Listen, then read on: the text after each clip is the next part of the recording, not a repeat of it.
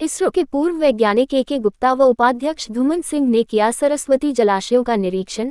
सरस्वती जलाशयों के भव्य स्वरूप को देखकर गदगद हुए पूर्व वैज्ञानिक के गुप्ता। भूजल को रिचार्ज करने में काफी सहायक सिद्ध हो रहे हैं सरस्वती जलाशय। भारतीय स्पेस रिसर्च सेंटर इसरो के सेवानिवृत्त वैज्ञानिक एवं हरियाणा सरस्वती विकास बोर्ड की तकनीकी कमेटी के सदस्य के गुप्ता ने कहा कि सरस्वती नदी के तट पर बने सरस्वती जलाशयों के बारे में पहले उन्होंने सुना था, लेकिन अब इन सरस्वती जलाशयों का भव्य स्वरूप अपनी आंखों के सामने देखकर उनका मन गदगद हो रहा है और वह अपने आप को काफी आनंदित महसूस कर रहे हैं। इसरो के सेवानिवृत्त वैज्ञानिक के गुप्ता गांव बिहुली और मरचेहली में सरस्वती नदी के तट पर बनाए गए भव्य सरस्वती जलाशयों का निरीक्षण करने के उपरांत बातचीत कर रहे थे। इससे पहले सेवानिवृत्त वैज्ञानिक के गुप्ता, हरियाणा सरस्वती विकास बोर्ड के उपाध्यक्ष धूमन सिंह, अधीक्षण अभियंता अरविंद कौशिक ने गांव बिहुली व मरचेहली में सरस्वती नदी के तट पर बनाए गए सरस्वती जलाशयों का निरीक्षण किया। इस दौरान बरसात के बीच में सेवानिवृत्त वैज्ञानिक के गुप्ता व उपाध्यक्ष धूमन सिंह सरस्वती जलाशय के जल से आचमन कर मां सरस्वती को नमन किया। इसके उपरांत उपाध्यक्ष धूमन सिंह किरमा ने वैज्ञानिक के गुप्ता को सरस्वती जलाशयों के बारे में विस्तार से जानकारी प्रदान की।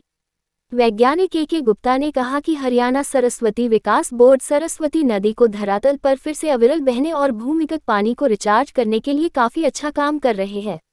बोर्ड द्वारा सरस्वती नदी व इसके तट पर बने तीर्थों का सौंदर्यीकरण करके एक सराहनीय कार्य किया जा रहा है। बोर्ड के ये प्रयास सफल रहेंगे और आने वाले 4 सरस्वती नदी को फिर से धरातल पर बहता हुआ देखेंगे। सरस्वती बोर्ड के ये प्रयास केवल धरोहर व पर्यटन को विकसित करने के लिए नहीं है, अपितु इससे किसानों व भूमि से जुड़े लोगों को काफी फायदा होगा। सरस्वती नदी के फिर से धरातल पर बहने से इस क्षेत्र की डार्क जोन की समस्या का समाधान होगा, भूमिगत जलस्तर को और अधिक रिचार्ज किया जा सकेगा।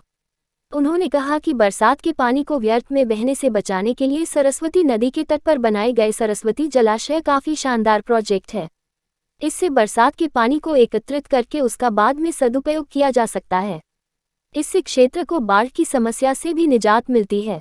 उन्होंने कहा कि वह देश में अन्य नदियों के किनारों पर इस तरह की जलाशय बनाने की केंद्र व राज्य सरकार से अपील करेंगे ताकि बरसात के पानी को एकत्रित किया जा सके। सरस्वती बोर्ड के उपाध्यक्ष धूमन सिंह ने वैज्ञानिक के गुप्ता को जानकारी देते हुए कहा कि बोर्ड द्वारा जलाशयों के निर्माण के साथ साथ उनका रखरखाव व सौंदर्यीकरण का कार्य भी किया जा रहा है। इस मानसून के सीजन में भारी बरसात के समय सरस्वती नदी वरदान बनकर सामने आई और इसके माध्यम से बरसात के दौरान बाढ़ के पानी की निकासी का कार्य बखूबी किया गया। देखिए, धूमन सिंह जी बहुत अच्छा काम कर रहे हैं इस एरिया के लिए और सरस्वती डेवलपमेंट के लिए, और ये अपने बहुत से वीडियो पोस्ट करते रहते हैं।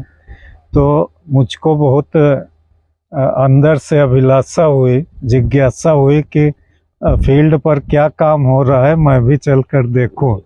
और आज मुझे यहाँ पर लाए हैं और मैं आकर इतना आनंदित महसूस कर रहा हूँ कि जो वास्तव में ये बोलते हैं मीडिया में, उससे ज़्यादा काम करते हैं ज़मीन पर।